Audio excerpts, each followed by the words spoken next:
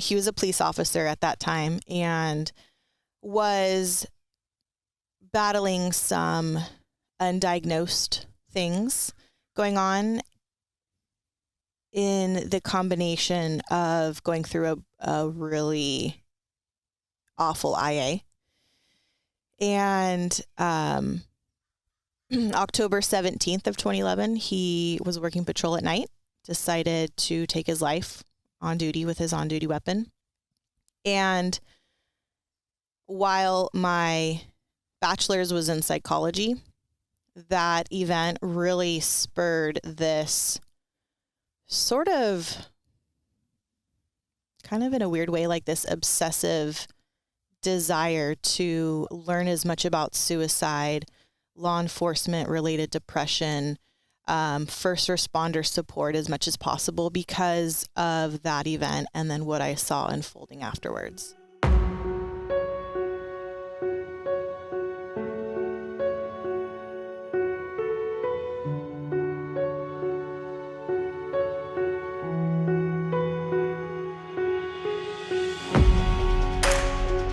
Welcome to the Transition Drill Podcast. I'm your host, Paul Pantiani. I appreciate you taking the time to watch, so let's get into this. Did you think you were going to be as busy as you were once you got out of law enforcement as you are right now? No. I think that was one of the biggest surprises for me. The financial aspect, I think, was a big surprise that, hey, I can survive outside of law enforcement, but also, I mean, there's days where I'm running around like a chicken with its head cut off. So that was kind of a pleasant surprise in a way, but then also too surprising because I thought my transition out of law enforcement would be kind of boring, and it's not. You had a little bit of an idea, though, what you were getting into when you made that jump, right? I did. So I sort of unintentionally set myself up. In all honesty, I could not have planned it the way that it ended up. I'm a person of faith, and I very much believe that this was planned outside of my own doing, because the way that everything just kind of aligned was really amazing. But I did do certain things that kind of put into motion that transition, which looking back now, I'm really grateful for. Taking a step back, though, as a kid growing up, you were almost predestined to be in law enforcement because your parents were in law enforcement, correct? Yeah, both my dad and my mom were both police officers. My mom is retiring just in a few months, actually. And then my dad retired, 7-8 years ago now. So they both had lengthy careers in law enforcement. But to be in all honesty, I did not want to be a cop for a really long time growing up. I had some idea that I would have some variation of being in law enforcement, but I didn't think it was going to be sworn. So where's hometown for you? Ventura County.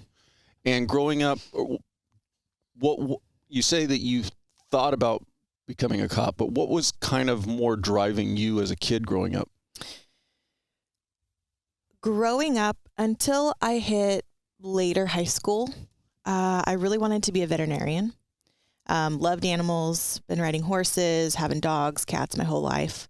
So really wanted to go into something animal related. Wanted to be a vet for the longest time, but then admittedly, I'm not the best at math.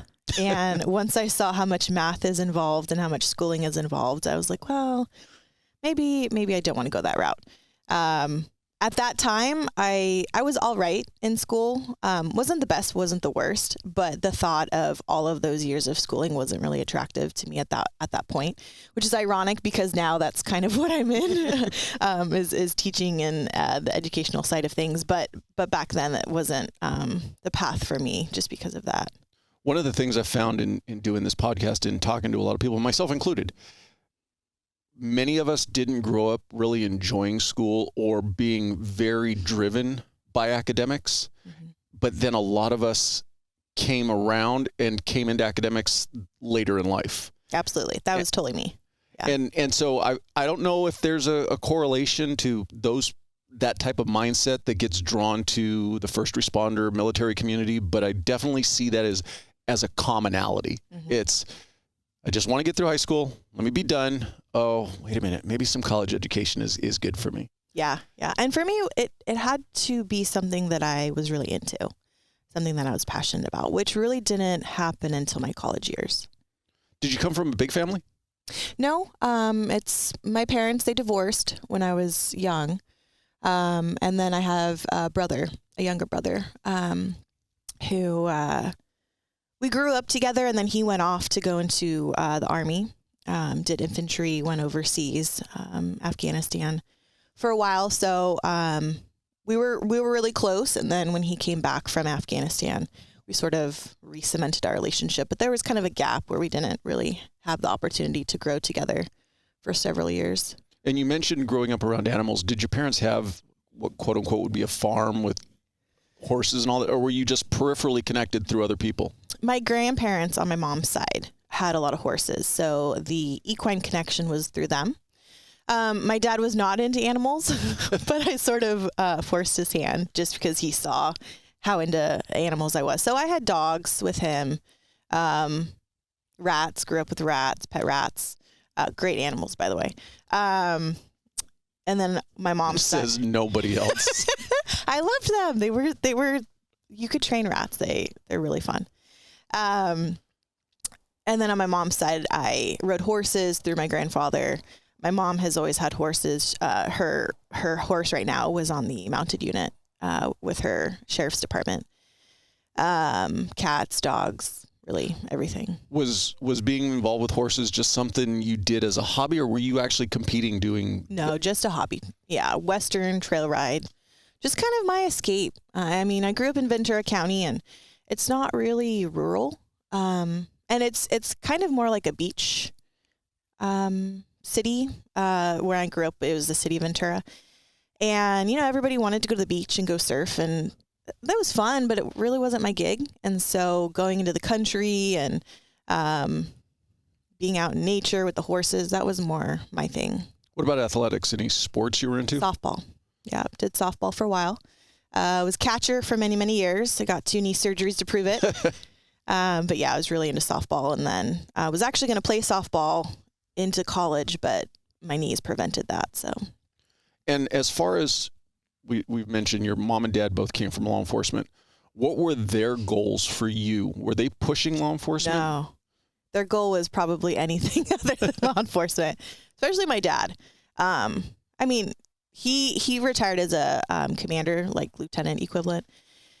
And so, I mean, he saw firsthand, both of them did, but especially him, he saw firsthand all of the BS, that us in law enforcement go through. And I think,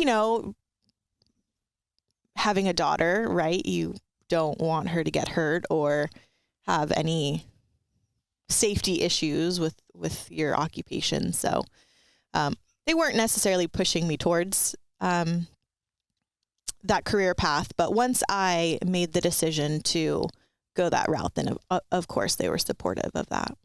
So coming out of high school, did you go straight into college? I did. And what year was that? 2006. And what were you looking to, or what did you start studying at that point in time? Yeah, so I got my general ed, went to my community college. And then after those 2 years, I went to CSU Channel Islands, which is nearby where I grew up. Kind of went the unconventional route. I didn't really have the traditional college experience in the sense that I worked 4 jobs when I went to college. So didn't really get like the true, party college years, like a lot of my age group did, which was really good because it really cemented my foundation in law enforcement. Right when I graduated high school, I actually became a cadet at my local police department. Not really trying to get my foot in the door per se, but it was a connection that I had through my parents. It was a way to make money, obviously. Going through college, it paid for my ramen and macaroni and cheese that I ate in college. But that job, that department specifically, really cemented my desire to be a part of like the camaraderie and that team atmosphere. Were they pretty good about working with you as far as your school schedule and your work schedule? Yeah, or did they basically, so it wasn't kind of like, hey, we don't care you're going to school. You got to be here Monday from 8 to 5. No, they were a wonderful department, very accommodating, very supportive, very family oriented. What were you studying when you made the transition though into a 4-year? What were you studying? Psychology. And what was your goal at that point in time? So when I worked at the department where I was a cadet, I went on a lot of ride-alongs. And at that point when I was getting my bachelor's, I didn't really know where exactly I would end up. But one common thing that kept popping up during my ride-alongs, which I honestly probably did like 100, give or take. I did so many. That was like my weekend fun, was going on ride-alongs, which makes me sound like a big nerd.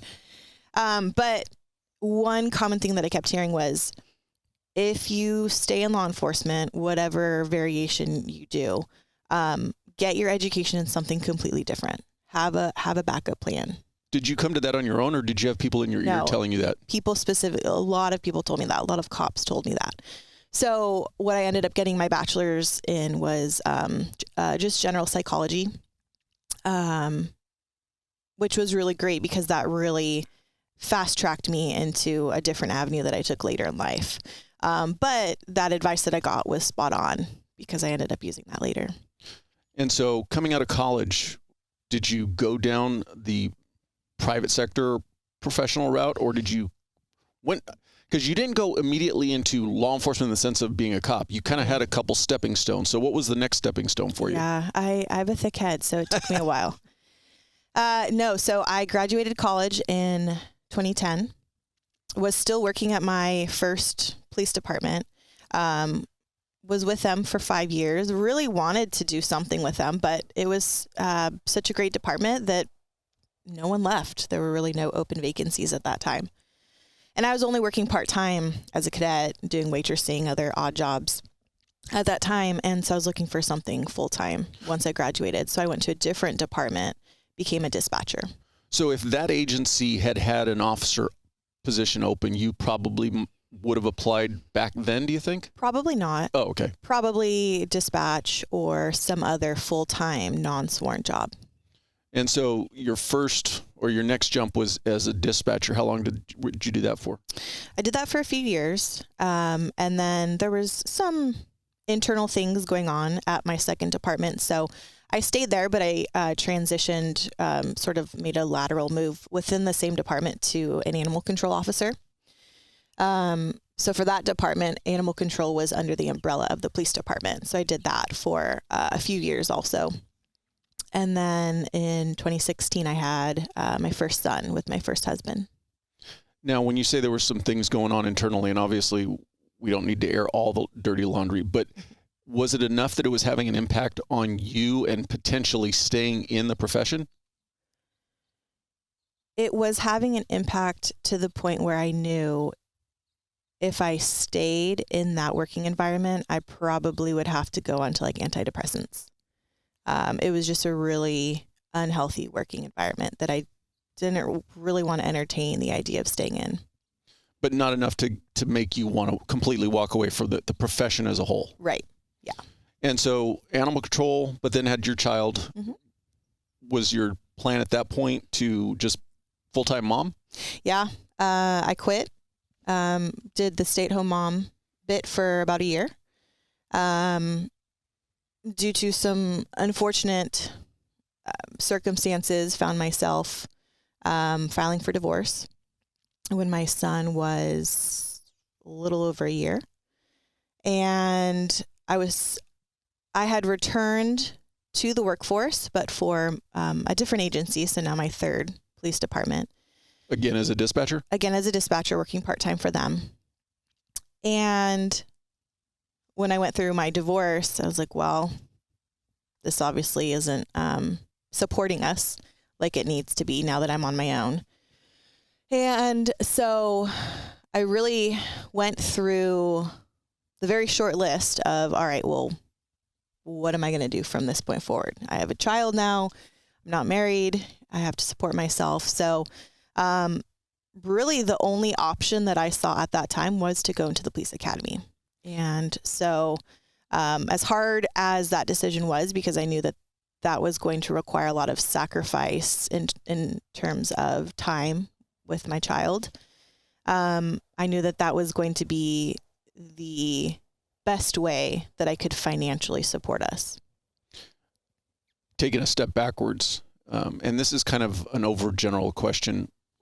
You got a bachelor's degree in psychology. Is there much you can fall back on with a undergrad degree in psychology in the workforce? Not anything that I was interested in, or that I felt would pay the bills.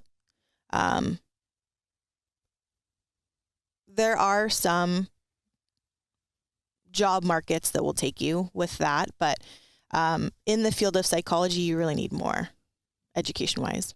And you hadn't, at that point, you hadn't gone on to start working towards your graduate degree? No, not at that point. And so when you decided to cross the bridge and actually go sworn law enforcement, what year was that? 2018.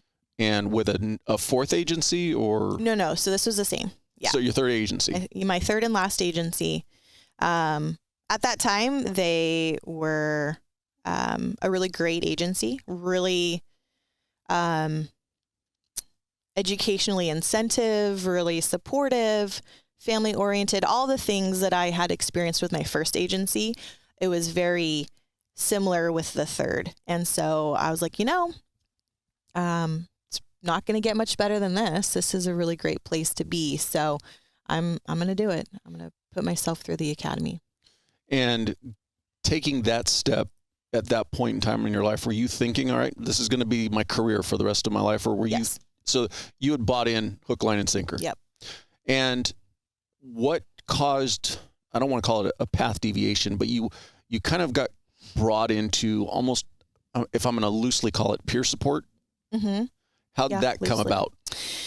So taking a step back, in 2011, I was dating, when I was, well, I guess I have to bring us back to 2006, actually. So when I worked for my first department, there was a group of 5 of us that were all cadets, super tight, super close. And it was myself, my friend Ricky, and then a few others. So Ricky and I were really close. His dad was in law enforcement. My dad was in law enforcement. We all worked for the same department. So we were really, really tight, really close.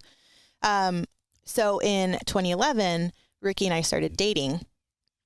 And long story short, he was a police officer at that time and was battling some undiagnosed things going on in the combination of going through a really awful IA.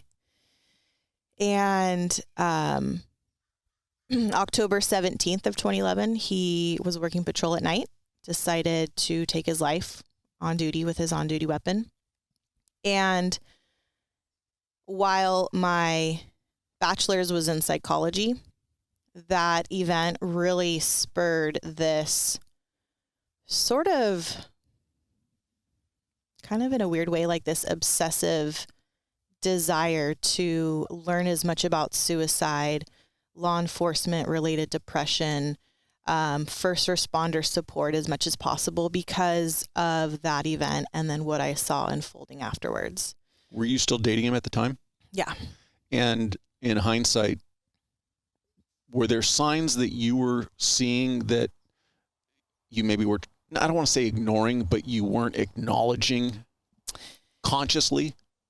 There were definitely signs that, looking back, I absolutely see now.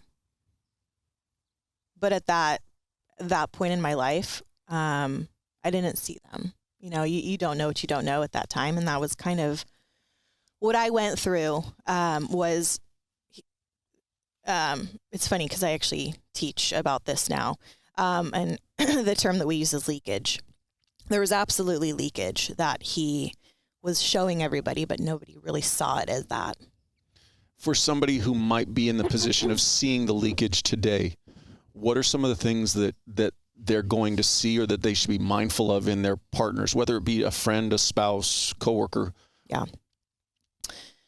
The biggest for him was a lot of messaging prior to what he did. So I don't know how far in advance he had this planned, but what I can tell you is a few weeks prior, he and I had a pretty significant blow up, as all couples do. And we were really rocky leading up until the day that he did what he did. But the day prior, he messaged me out of the blue and just sounded really different. I'm so sorry for this. You're so great. I'm dumb for not doing X, Y, and Z. Kind of like this weird pessimistic view on life, on our relationship, but also boosting my ego and like all the great things that he's never acknowledged before, which was very not how he was. And so I thought to myself, at that time, this is kind of weird. Maybe he's just changing, right? Maybe he's come to his senses. But that was really him making amends and in his way saying goodbye. And then come to find out he did that with other people that were important in his life. It wasn't just me. And so I think knowing what I know now, that was definitely one of his signs of leakage, that he was trying to tie up loose ends when he decided that that's what he was going to do. What would your recommendation be to somebody today if they see this kind of 180 change in behavior? I mean, obviously, if the person is committed to it, you can't blame yourself, but what might you be able to do differently, or what might you have done differently? Yeah. If that happened today, knowing what I know now, I would start asking questions. I really just took it at face value at that time. And if that were to happen now, I would certainly ask, hey, where is this coming from? You sound different. What's going on? And just start asking questions, not in interrogation, but just as a supportive partner or colleague or someone that cares about this person.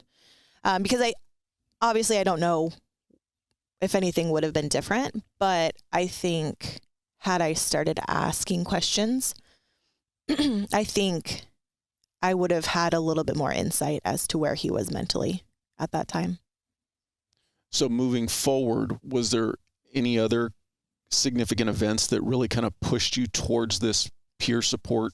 And if there's a better terminology for it, what would you call it? Wellness. Okay. First responder wellness, law enforcement wellness, I think. I think that was the most contributing event. Unfortunately, it wasn't the last that I've been a part of or helped with. But I think that was the most significant, where it really propelled me towards wanting to help first responders, most notably police officers, with mental health related issues. And did that drive you back into college also? Yeah, it did. So with my department, once I became a police officer, kind of started me along this path of wanting to create a wellness program that my department did not have. And so I did a lot of research, and I kind of came to the conclusion like, well, I can't really be in charge of something I don't know much about, or I felt like I didn't know much about educationally. So I decided to get my master's degree. And at the time I was working graveyards, and, you try to stay awake at 4:30 in the morning. So I was like, well, why not? There's worse things I could be doing. A 15-page paper makes it real easy. Yeah, right. Well, it's better than being on, I don't know, Facebook, Instagram, TikTok, whatever. So I got my master's in about a year, kind of fast-tracked this online program that I went through. and got my master's degree in organizational psychology, which really gave me a good foundation, not only for the wellness aspect that I was really interested and involved with, but I saw, because now I've worked for 3 police departments, what works and what doesn't work in terms of really fostering that wellness for the police officers within each agency. And then around that time, I took a lot of classes, I took a lot of webinars, and one that I took was by this gentleman named Rick Wall, who I ended up becoming a teacher for. And so I actually teach for him off and on through Post on different topics, like suicide by cop, officer wellness is in there as well, different things. And so that foundation of what I experienced with Ricky really was the cementing piece that made me realize this is something that I'm interested in, but also something that I can kind of give back with. Now, did you start trying to unofficially implement it in your agency while you were going through your advanced college and training, or did you put it into practice after all that was done? I sort of came up with all of the memorandums and paperwork that needed to be done in order to kind of implement things. Unfortunately, it wasn't implemented until after I left that department a few years later. But that was really what got me into figuring out, okay, this is what works. This is what I have seen and what I've studied that doesn't work.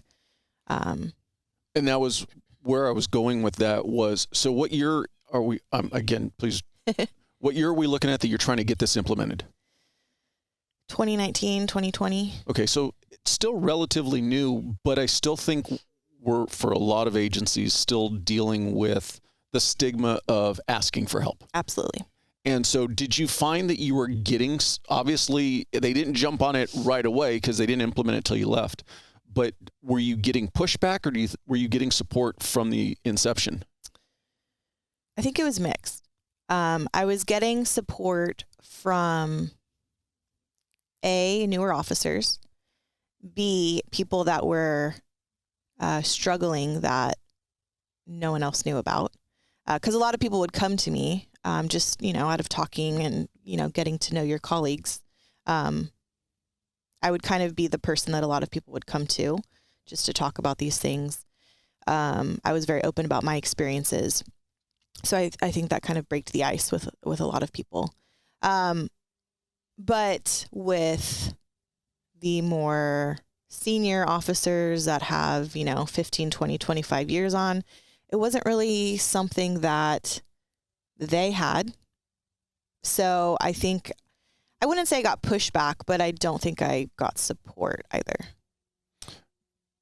Taking yourself as an example, from what you experienced, did it make it easier for you to, because for all of us, I'm sure it's hard when we see something in our peers to cross that last bridge and go, are you okay?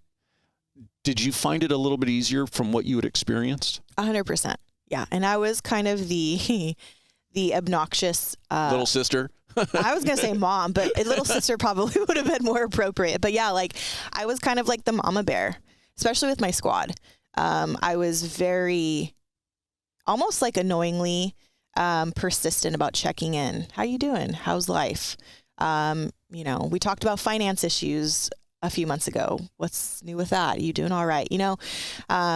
Because unbeknownst to them, in my mind, I'm thinking, okay, well, I can see where this has gone bad. I don't want that to happen with the people that I care about.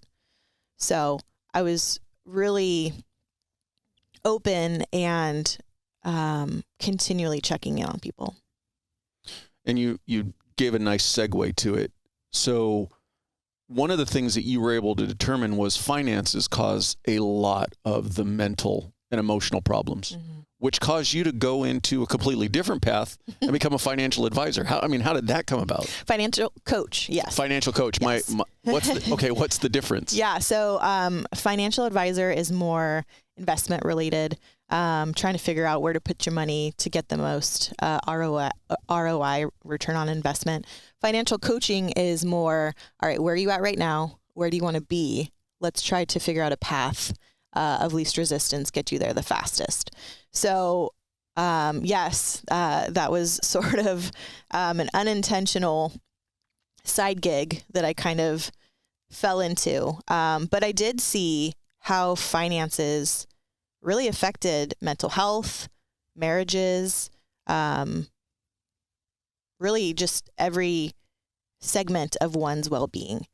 And so, and my own experiences too. I mean, when I went through my divorce, working part-time, I racked up a lot of debt, trying to figure out how you're going to pay car payments and credit card statements and all these bills and food and gas and all these things. I mean, it took a toll on me.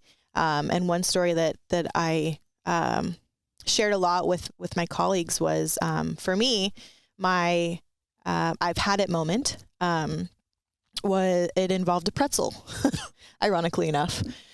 So when I was going through my divorce, I took my son to the mall just to walk around, and he's barely 2, so he's just like toddling around at that point.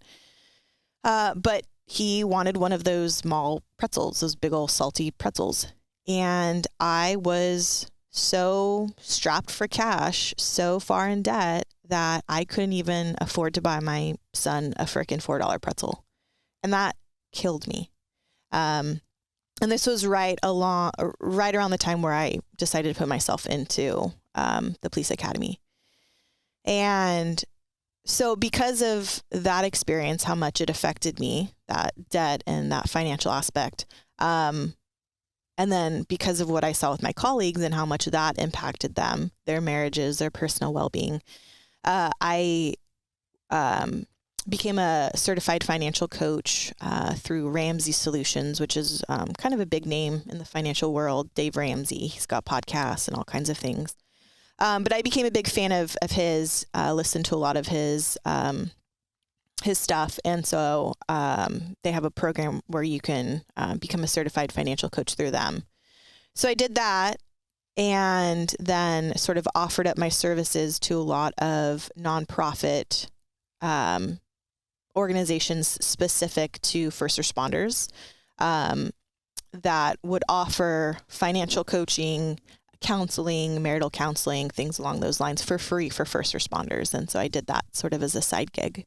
But did you originally go looking for Ramsey's program or a similar type program intentionally, or did it just come to you by accident? Just came to me. Yeah. I just kind of fell into it. I really could not have planned for all of these things that I really just fell into.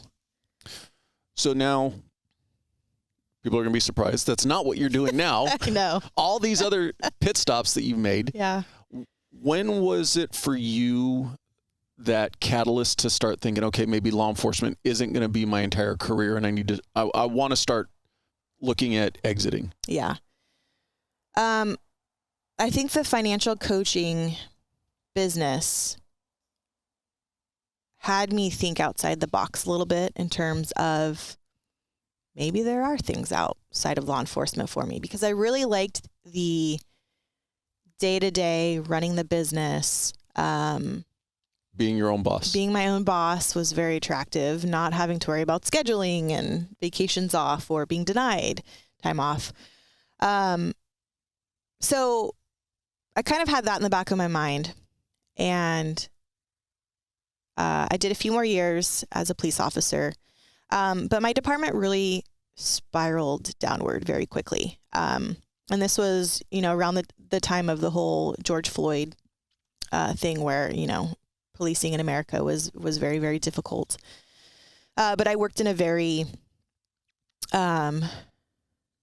openly liberal part of Santa Barbara County, and they were not supportive of their police at all, really. And that sort of translated into the department not doing, in my opinion, what was best for its officers. So there were a lot of internal things that caused that thinking to sort of evolve. But I, at that time, was teaching for Post through Rick Wall. Really loved teaching.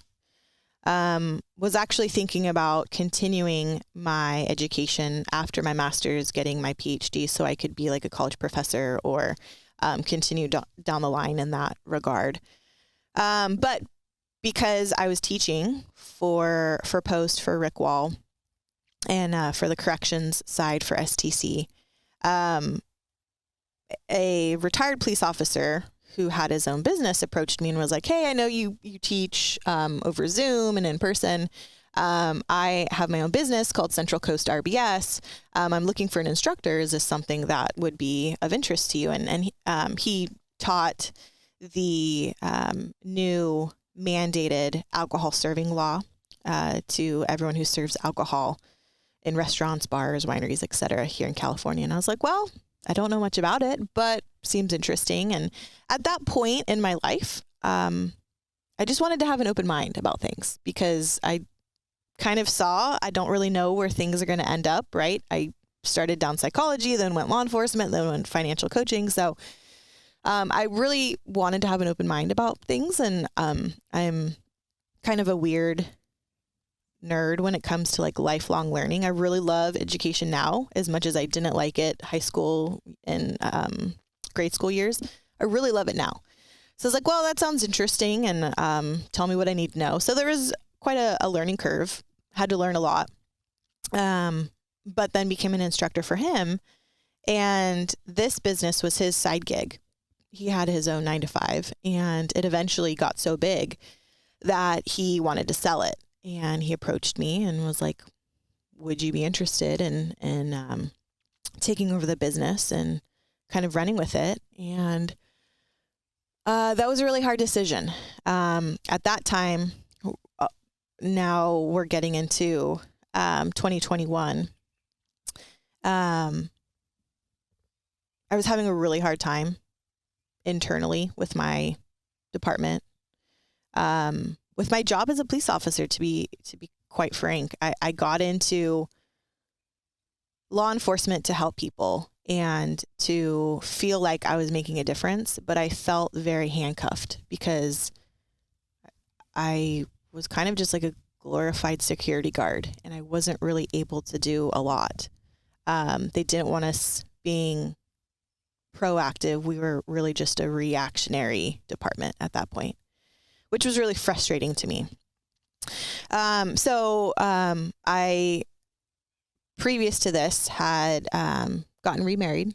I met my husband in all places at the police academy. And we started dating shortly thereafter, and then a few years later got married. So 2021, I'm married and pregnant with my second son. And when I was pregnant, I had a pretty significant medical issue, pregnancy-related medical issue. And the doctors and I weren't quite sure what that was going to look like after I gave birth. And so that really got me thinking, okay, if I can't be a police officer after my second son is born, what the hell am I going to do? Both my folks are cops. I didn't really have, most of my friends were cops. I really didn't have an example that came to my mind as like, okay, well, I'll just follow what this person did, right? I didn't really have like that mentor. And so it was a really, really hard decision for me. But ultimately what ended up happening was I had my second son and made the decision to leave law enforcement to run with this business, and no looking back. There's a couple avenues I'd like to go down based on what you just said. The first one that comes to mind is, if you could go back and do it over again, would you expand your social circle to not be just all law enforcement? I would expand my social circle, and I would also emphasize the idea that we are not just our chosen occupation. because at that time it was also really difficult for me because I identified so much as a police officer that the idea of leaving that was leaving me, was like leaving my identity. I'd grown up in law enforcement. I'd become a police officer. Like that was like what I was. So I think it took a mindset shift to recognize, okay, well, I am more than just what I do.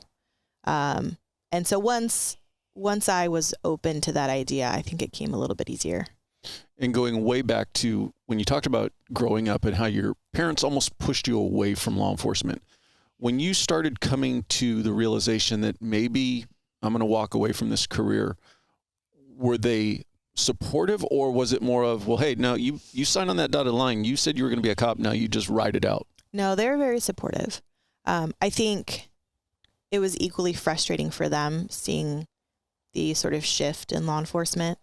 Because my dad started in the 80s, and being a police officer in the 80s is much different than what it is today. So they understood, and they were very supportive of that. Obviously, they wanted me to find something that was equally something that I enjoyed, but then also would pay the bills, right? They didn't want me to go into like left-handed puppetry or something random. So because right-handed pays more. You use the acronym RBS. Is that a specific acronym, or is that just a business name? Both. So RBS is Responsible Beverage Service, and that is the mandatory program that all alcohol servers have to go through. And so going down that avenue, because I'd never heard of it before. That's one of the reasons why I wanted to talk to you. What does it specifically entail? And does being a police officer provide you a benefit in this arena? Yeah, absolutely. So to answer the first part of the question, California passed a law in 2017 that all alcohol servers and managers have to become what's called RBS certified, this Responsible Beverage Service program. And it essentially, in kind of a vague description, certifies, okay, this alcohol server knows how to keep its patrons safe, knows what to do to keep its communities safe. And so now everyone who literally serves any alcohol or checks IDs for the sales of on-site alcohol service has to have this RBS certification. So this law passed in 2017, but it didn't become enforceable until this year, 2022. And so this year was the year that it really blew up, because now it's enforceable, everybody needs it, and became really, really busy because of that specific year. And is it every employee of a business that sells alcohol, or only those employees who touch the sale of alcohol? Who touch the alcohol, who pour it, who take an order for alcohol, or someone who checks IDs for someone who wants to purchase it in a bar, nightclub, right? So our bouncers, our ID checkers have to be RBS certified. And then also people that not necessarily touch alcohol, but that manage, hire, supervise, or train alcohol servers. They have to also have this as well. And then it also touches nonprofits in a very specific way. So if there's a nonprofit, which there are many of them out there, that want to have like a daily event and want to sell alcohol at that daily event, they also need to have representatives that have become certified through this program. So it encompasses a lot of different segments of, the hospitality and the food service industries here in California. But to your second question, being a police officer has absolutely helped, because a lot of the things that I teach, the business teaches, my instructors teach, is a lot of what we went through. So we talk about how to spot a fake ID, how to serve responsibly, how to identify if someone is intoxicated, especially to the point that they need to be cut off. So those types of things that I feel like come more naturally to police officers because of what we've seen and observed day to day on the job. And so I think that's also too why this business, my business in particular, has been so successful, is because we're really the only ones in law enforcement doing this. So whereas everyone else who teaches these RBS classes are, HR firms or prior bartenders or something along those lines. We're really the only ones that have that specific law enforcement background. So it's definitely something that's loosely right up our alley, because you think back to our careers and how much time we've gone into bars and establishments, that you're bringing a lot of real world experience. Mm-hmm. Absolutely. From an enforcement aspect. Yeah. Yep. And did you find that coming to the end of when you chose to get out of law enforcement, was it just too much time as far as balancing all the teaching you were doing and doing your regular job? I think it was a combination of, it took up a lot of time, and I came to the realization that at that moment in my life, I didn't really want to be a cop anymore. Was that a hard decision for you to make? Yeah, and it's still hard for me to like vocalize that out loud. Because again, it was so much of my identity over many, many years that sort of formed that. But I came to the point where I felt like I was running a race that I didn't want to be in. And I was working myself so hard. I was so exhausted mentally, physically, emotionally. For what? I didn't really get anything other than a paycheck out of this career anymore. And once I recognized that, and I have a family, so my realization was, if I'm spending this much time away from my family doing something that I don't really enjoy anymore, why?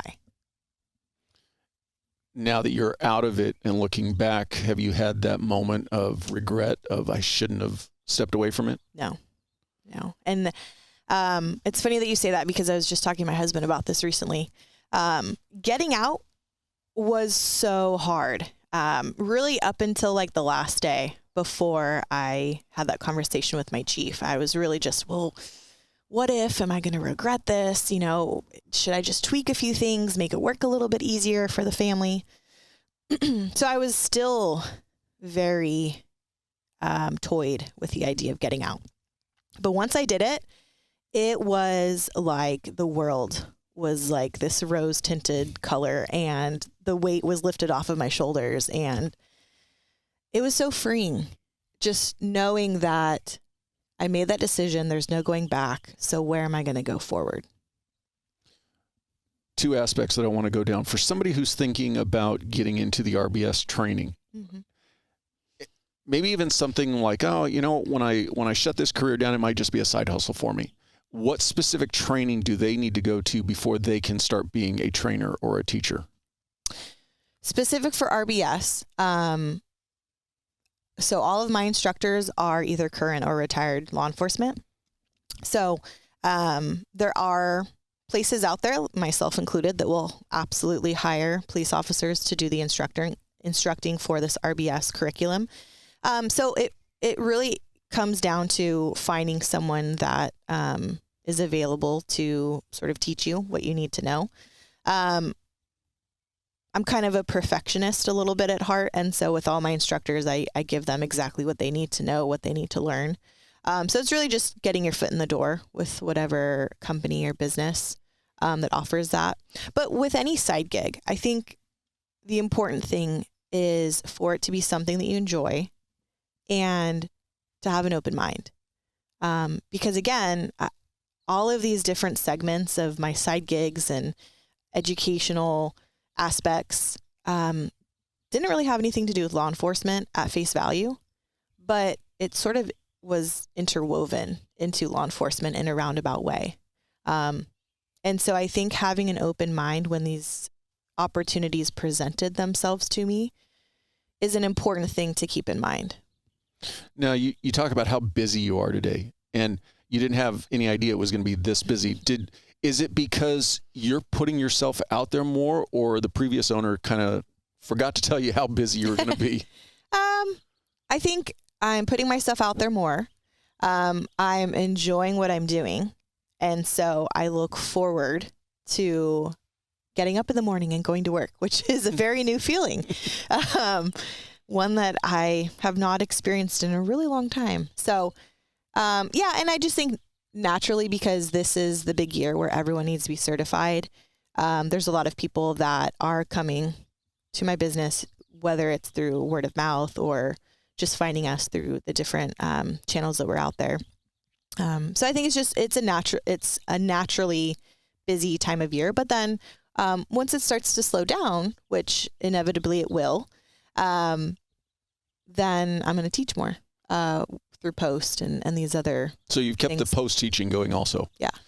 Going back to the RBS real quick. Mm-hmm. So everybody's required to come into compliance this year, or at least the enforcement aspect goes into effect 2022.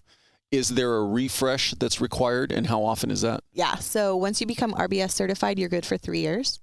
And then new hires, which is a lot of what I'm getting right now.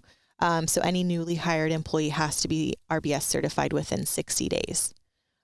So about half of the 1.2-ish million people in California that need this RBS certified have become certified. Obviously not all through me. So half of the population is good for 3 years. The other half still needs it. And then all the new hires that come about need it. And if they switch employers, their certification follows them? Follows them, not the business. Yeah. So they're still good for 3 years. And then on the other side of it, so you put so much effort into an officer wellness program and you were highly involved in that. Have you stayed involved with that aspect now that you've stepped away from the law enforcement career? Only in terms of the financial coaching aspect. Yeah. I sort of presented this beautiful neat packet to my department when I left and said, here you go. Nice present. Some of the things they have entertained and implemented, but more than half, not yet. So I'm hopeful eventually they will, because I still have people that work there that I care about. And I think that would be a very needed thing that they should have at their disposal when it comes to wellness things. But they haven't implemented a lot of it just yet. Now, having been somebody who's experienced firsthand the loss, did you ever find yourself in a position, and this is very personal, but being that person listening to somebody else, was it too difficult for you? I wouldn't say it's difficult. I think it's, for lack of a better term, it's scary just because I've seen what it can become. I can see where it ends. So in terms of that, it can be scary depending on who I'm talking to and how far down the rabbit hole into the darkness they've gone. But on the flip side, the other side of the coin, I've also seen people bounce back. And I've seen how much counseling and support and, love and guidance can offer someone who seems like they're at the point of no return, and they have returned. So yes and no. And so the other side to that coin then is there the desire to get back into it or have some sort of hand in helping with the mental health aspect of law enforcement? I still love being somehow involved in that. So I think my answer to that would be yes. I still am very connected with the nonprofits that I have locally. I still volunteer for them, work for them with the financial coaching. I still do that on the side when those situations come up. And then I also am very connected to an organization that helps transitioning law enforcement, sworn or non-sworn, sort of get out of law enforcement. It's called Law Enforcement Connect, or LEC. And so I work with them also to sort of help that transition, because I think that transition in terms of mental health is also really challenging. And there's a lot of studies out there that one of the highest likelihoods of suicidal ideation is when someone in law enforcement experiences some sort of involuntary separation from their department. So that could be getting fired, or maybe forced medical retirement, something along those lines. And so when it comes to transitioning out of law enforcement, whether it be voluntarily or sort of involuntarily, I think that's a really important piece that we don't really have a lot of supporting organizations for. There's a lot for the military, right? There's a lot of transitioning resources out there for our military members, but not so much for first responders. And so I'm a big fan of Law Enforcement Connect. I work with them quite a bit because they really help with that transitional piece. What other services do they offer? Like when you say they assist with transitioning, what in total do they do?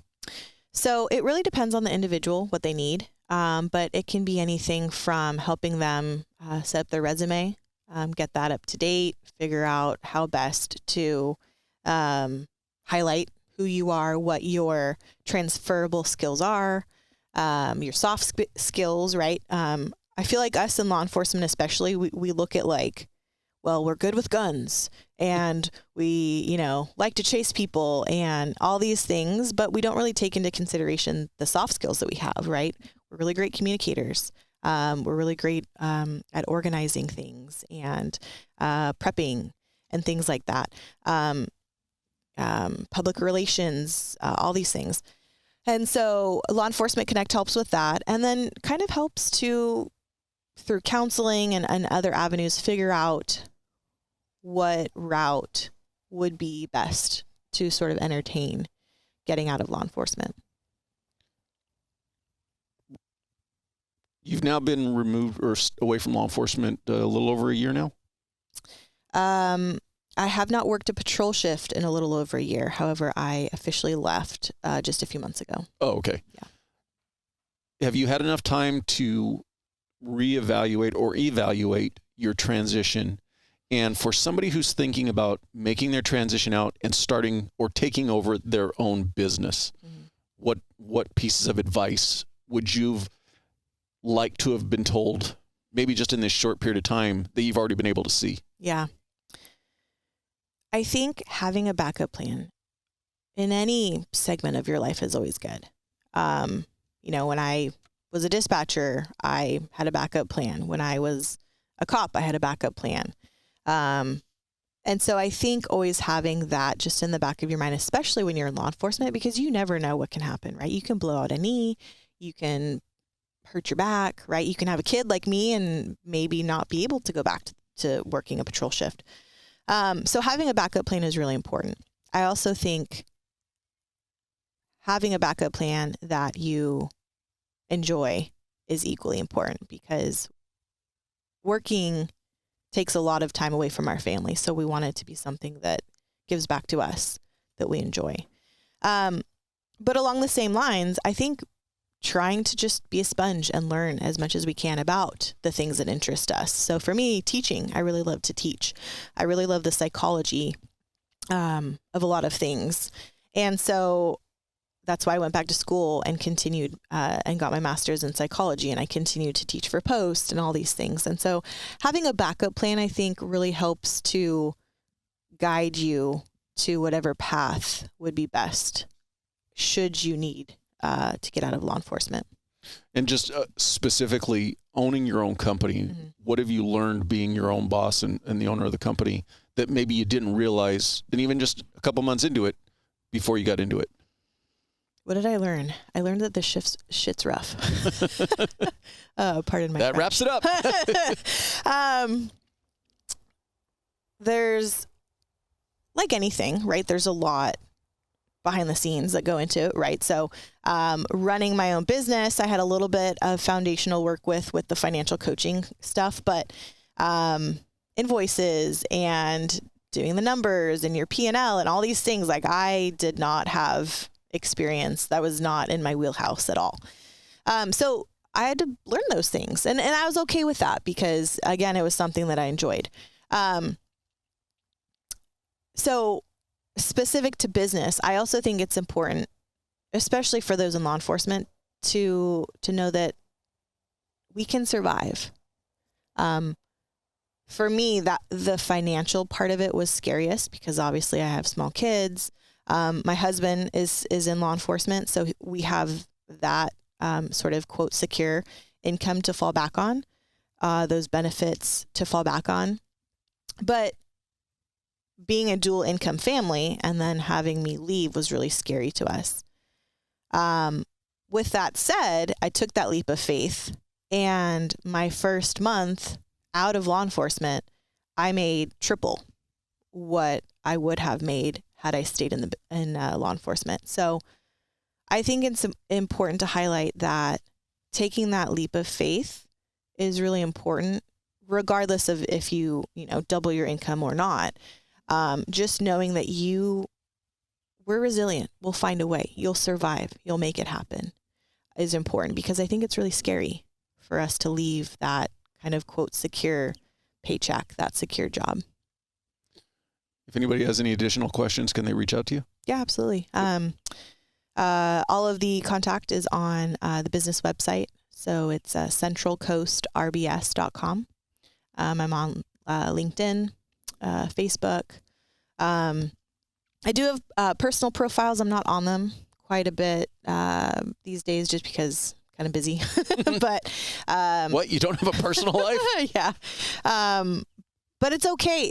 Yes, I kind of don't, but it's so different because I'm just as busy, if not more, than I was as a cop. But it's such a different feeling because the job that I'm doing now fills my cup. And so I'm not exhausted. I'm busy. I'm tired at the end of the day, but I'm not dragging ass. I'm not exhausted like I was going through the things that I went through in law enforcement. And so I think that's the big difference. And you're not dreading going back to work the next day. Right. Yep. I appreciate your time. I know you got to get down to LA. Yeah. Thank you. Thank you for being here. It's been a pleasure.